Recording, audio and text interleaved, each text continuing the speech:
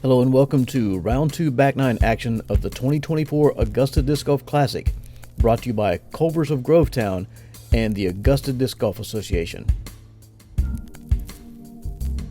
Catch cam today we have Tommy Patterson.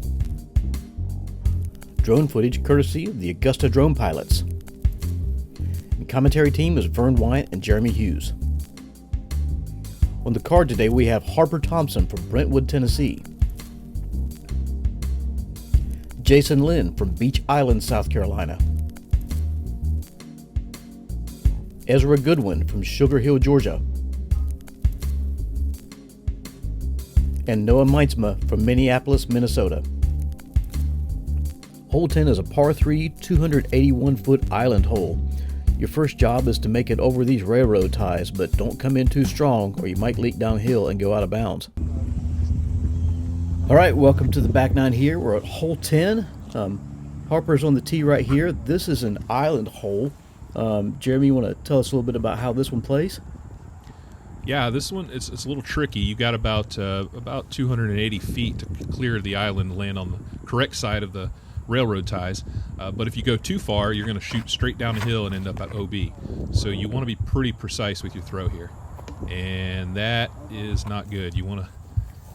He's going to be going to the drop zone now, and the drop zone is a death putt. So you're going to be looking straight at that OB hill behind the basket for your 40-foot putt. Yeah, Harper needed just a little bit more height on that one. I think everything else was good. It just came in a little low. This one looks spiky, and that is the danger of going in too far. So it's a tricky hole. You want to. The local play is kind of smash it into that tree right there in the middle and just let it drop. Oh, okay. So that's the sneaky play, but you'll still have about a 25-foot putt. So, really a straight putter or a mid-range that you can kind of little bit of right to left movement, kind of what Jason just did right there. Hit about in the middle and scoot up. That's absolutely perfect. Yeah. Yeah, because you're not saved at all if you come in hot and then you roll down the hill. Right.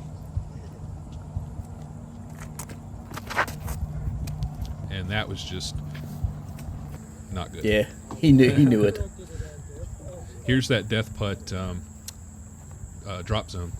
Yeah, it's right on the circle's edge, but you don't want to go past the basket at all, or it's going to stand up and roll downhill. Mm-hmm. Do you typically have any wind coming in from stadium side? Yeah, a little bit. The majority of the wind on this course is rolling off the lake, typically. But you can tell with this gap right here that it's coming down the street from the stadium, and it's in his head at the very least.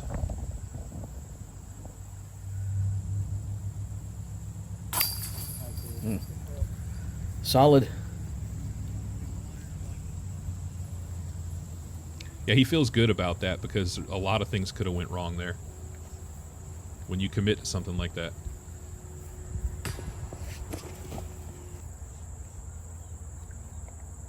And Noah's fortunate that stayed in bounds right there too, because that's the other mistake. And Ezra's a little frustrated there, but you have to commit to the putt, and which means you're putting hard. You better make sure you hit chains. Yeah, that's a long way to go downhill. It is. Yeah, that's about 20 feet over your head at that point, and if you miss a couple times, your numbers are going up really fast. You can see the OB line there marked with the yellow flags.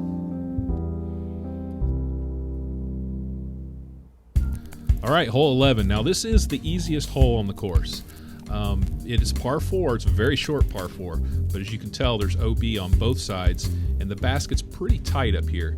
The idea is you just want to take a nice little forehand like Jason's doing right here, maybe a turnover.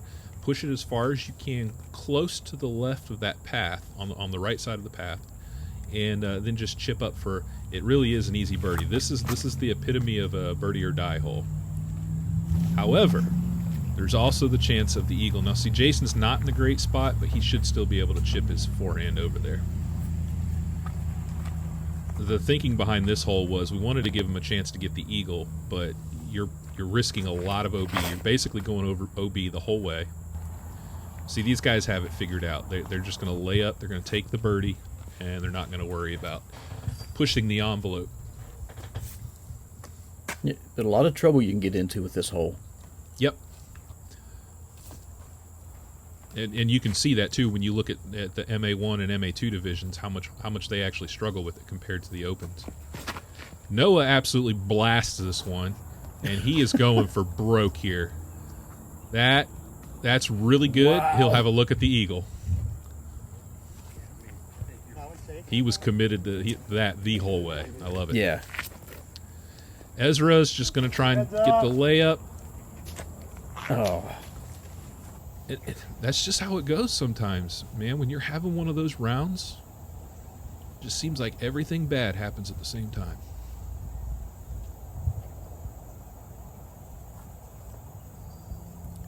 See, he's got a nice little easy putter up shot because he stayed really close to that left edge of the fairway. So kind of playing it like you'd expect him to then. Mm-hmm. Yeah, we're probably going to change this next year, make it a little more difficult for these guys. Maybe add some extra OB, maybe tighten it, or just make it a par 3 again.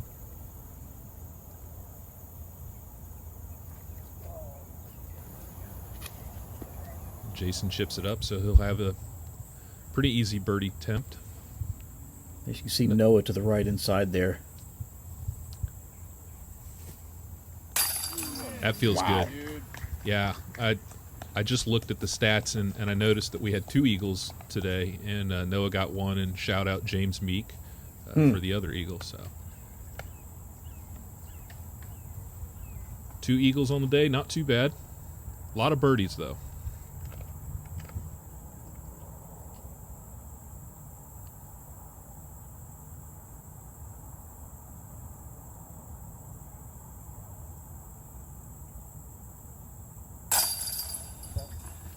Harper continues to drain the birdies. Mm-hmm.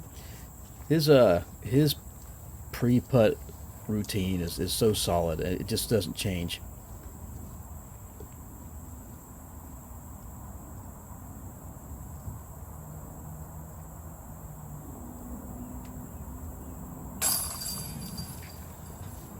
Jason's having a great round. Yeah, another good one for Jason there. Jason's, as you said, in the front 9, he's a solid player too. Good fundamentals.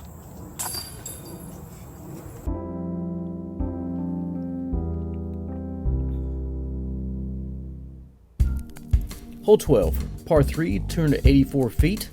This one's going to go out over the water if you want to throw a backhand right hand and dive in, or some folks are going to take a forehand approach over the walking path here. And we just got off of the easiest hole on the course. This is actually the second easiest.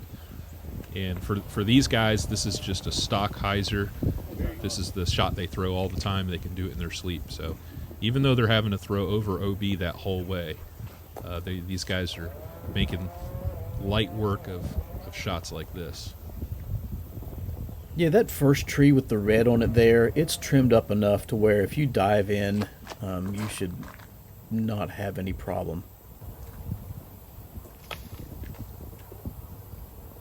Well, I say that, but it's still good, though. He didn't go OB. Yeah, it's very... You don't want to come up short, but you don't want to go too long either. It's kind of a specific shot, but... Man, Harper's thinking about it here. I like this play. If you can keep it low and maybe even get a tiny little skip off the pavement and just park it right up underneath the basket. Heads up! That one came in pretty hot, but it threw the brakes on pretty decent, I guess.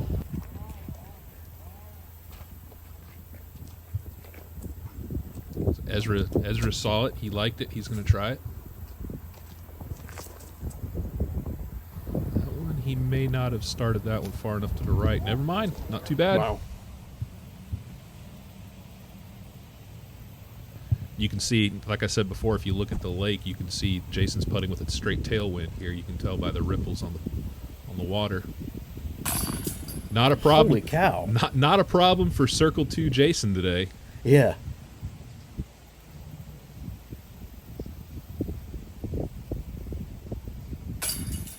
I think that's the first miss we've really seen from Harper. I was trying to remember. I can't remember him missing one. So I guess he had about 40 feet there, but Yeah, I think Jason just big putted him. That was an amazing putt for, down there at the water side.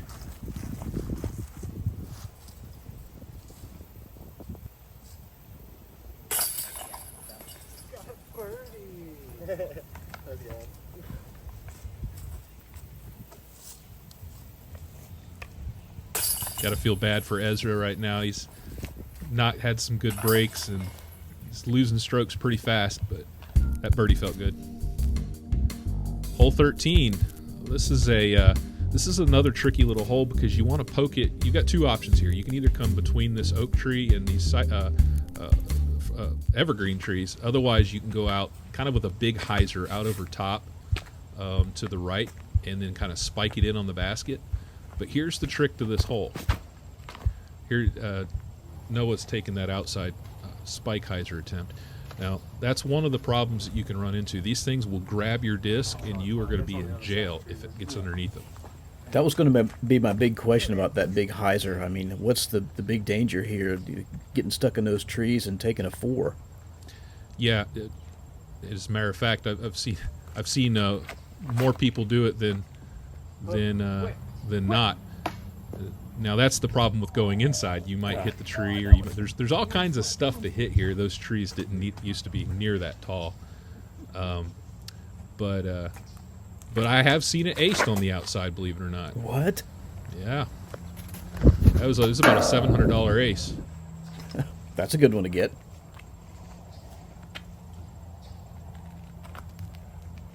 The one trick that I was going to say, the one difficulty with this hole is there is a lot of wind that comes straight off of that lake right into your face. And so if you've got a disc with any kind of understability to it, it is not coming back. That's what I was looking at. Harper just poked it right through the middle. Is this like an old grill here that Jason was standing beside?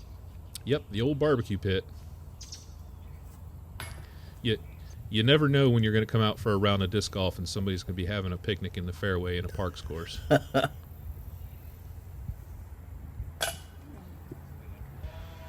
Good bids.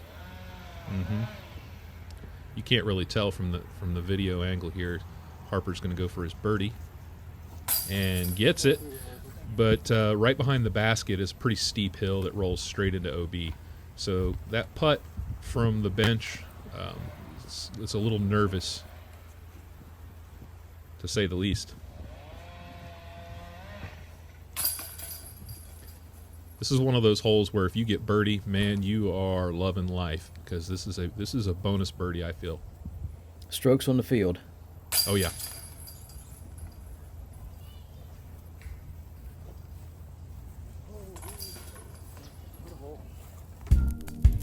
Hole 14, par 3, 300 feet. This one's a nice straight shot, but there sure are a lot of trees in the way.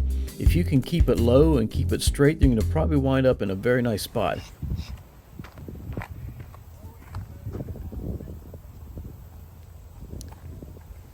So because this is headed the same direction as the last hole, do you still have that wind in your face like before?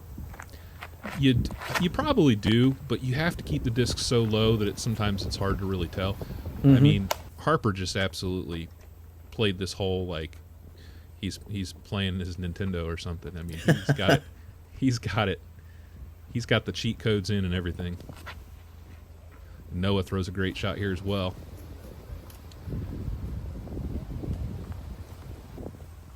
I tell you what, man, these guys are making this hole look easy. Yeah, 2 for 2 so far. Mm-hmm.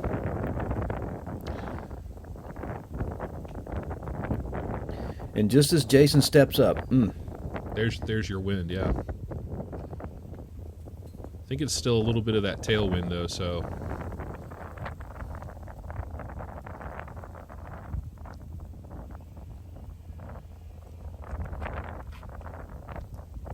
Now, that's the shot I like to throw. You see, he juiced up on that one a little bit, but I like throwing the fairway with a little bit of flip up on it. Just because you can keep it low and you can just really crank on it really hard, and it's going to flip up a little bit, and that last second skip toward the basket. I love that shot.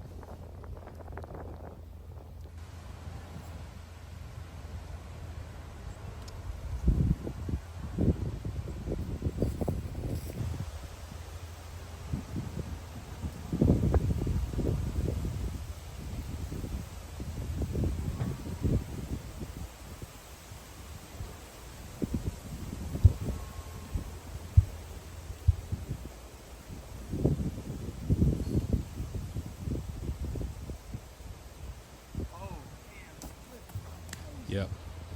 As those of you know who live in South Carolina, in September, when you get those nice tropical storms coming off of the coast, putting in the wind is no fun. Jason tried to wait it out too. Yeah.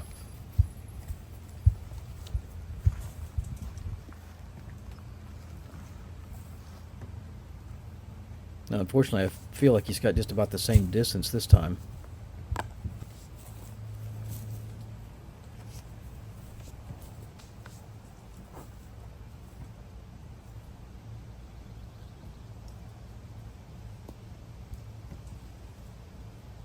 There.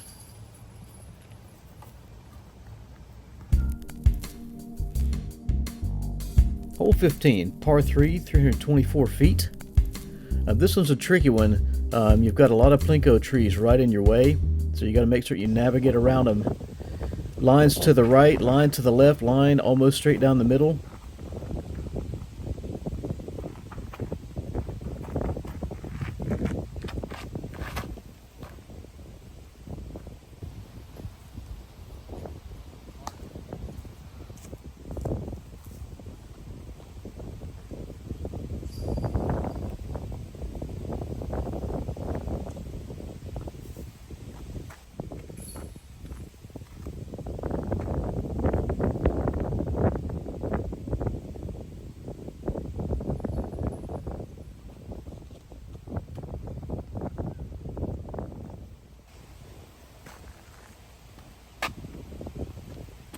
It's like Noah's going to go out to the left-hand side here.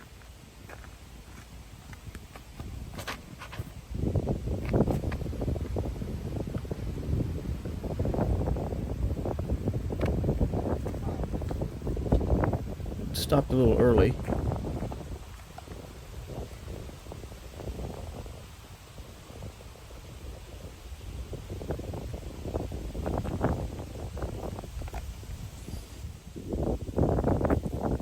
Jason's looking at that center cut shot.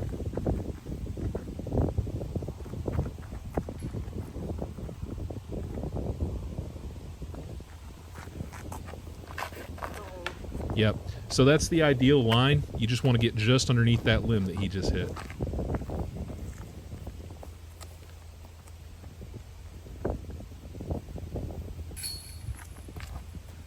Good stop. Yeah.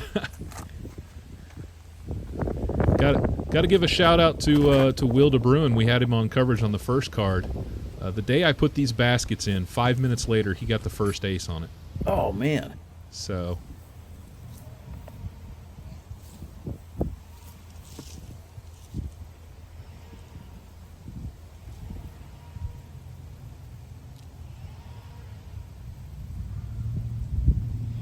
Gonna try and work a little flex forehand around that broken tree. That looks so good. Oh, no. I niced him.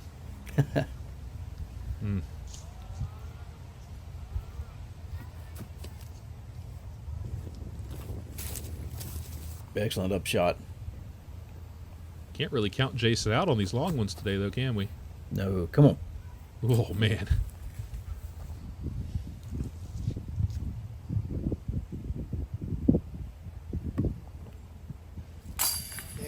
Yeah.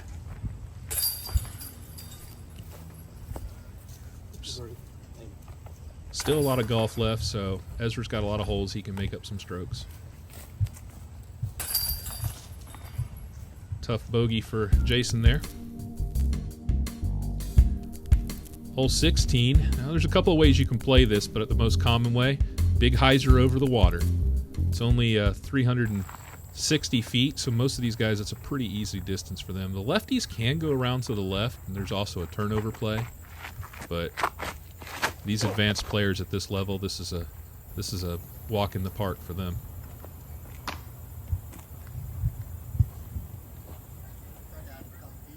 Great pull by Harper there.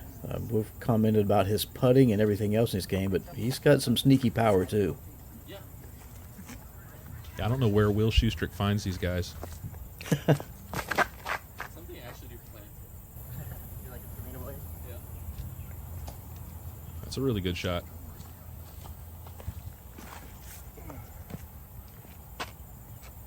Yeah, I know Ezra's had a tough round this one, but I bet he can get over on the disc if he needs to.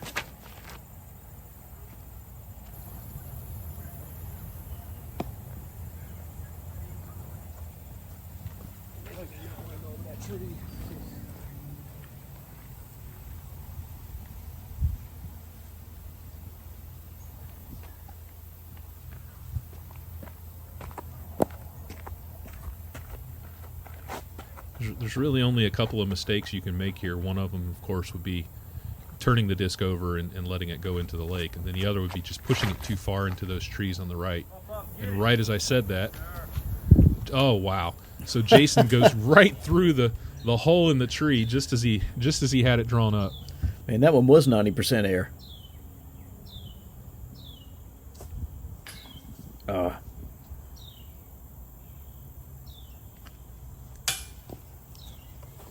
Basket's got a force field around it.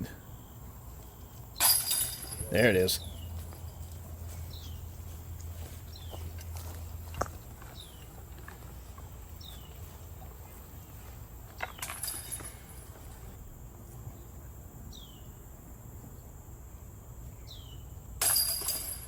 Great birdie by Jason.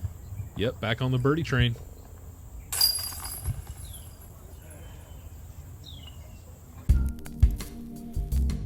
Hole 17, par 3, 341 feet. This one's a big old hyzer. You got to make certain that it sticks on the hill there if you're going for it. That's a long ways to roll down.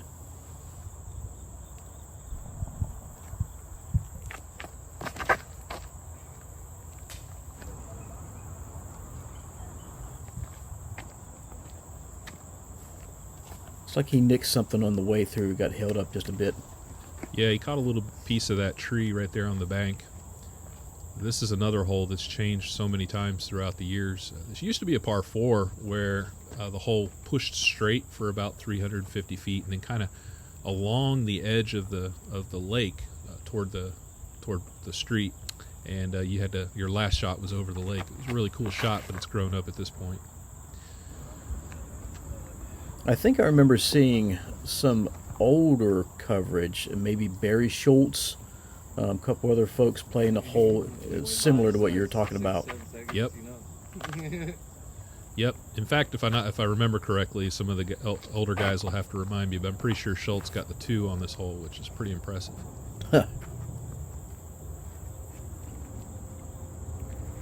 Jason put the disc right where you want. There's a little flat spot up there where you can kind of get it to stick, and he's in an ideal position. Big hyzer bomb. And Harper's in a good spot too. Wow.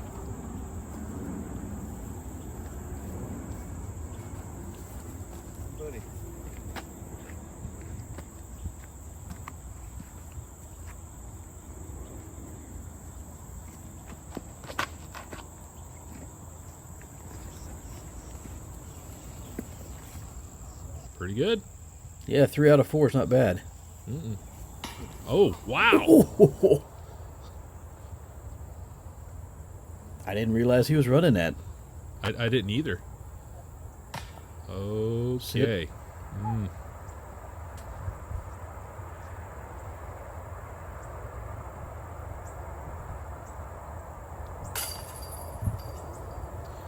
I don't care where you're standing on this hill. That's a scary putt regardless.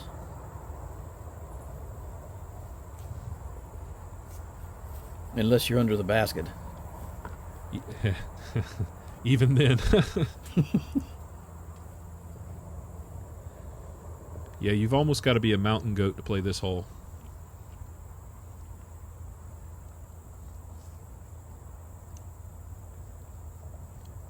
Jason really wants this birdie. Took his time there. Good birdie. Jason's having a phenomenal round. Good. Oh, yeah. He's made a lot of clutch putts.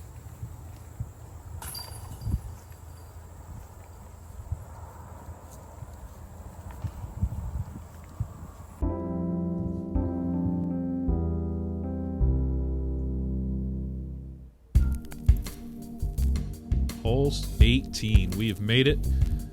This is kind of a blind shot. You kind of want to poke it over the hill, under the magnolia, and all the way down to this this basket that's kind of blind. You can't really see it from the tee.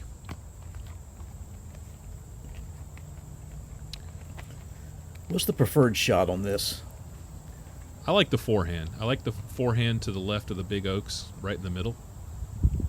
There's a mid-range maybe down to the right. Jason's going to go for that forehand. Looks like he might have nosed it up a little. He's going to be a little high of the basket, but pretty close.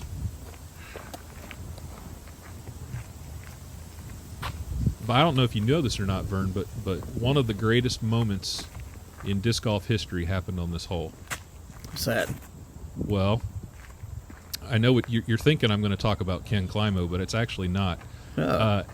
Last year at the Augusta Classic, the MA1 division, I got to give a shout out.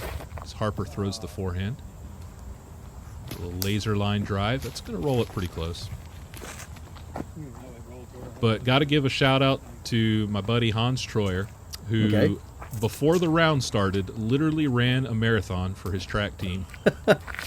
Came into this hole down by 1 and threw an ace to force a playoff. Holy cow. Greatest moment ever. Huh. Oh, and also Ken Climo won his 12th world title That on guy. the same spot. Yeah. Yeah, I'd give some Little weight to low. the ace, too. Oh, it was sweet.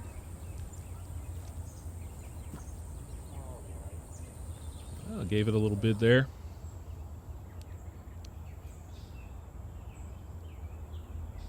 The basket is well below Jason's feet at this point.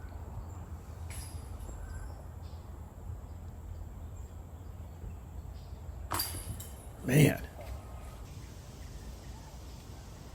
Start calling Jason Mr. Clutch.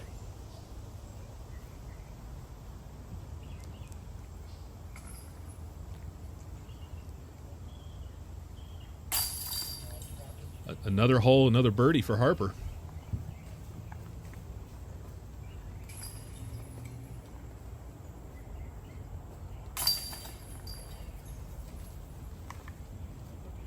Knew I got left out of this one a little bit, but still, he ends up with a good score.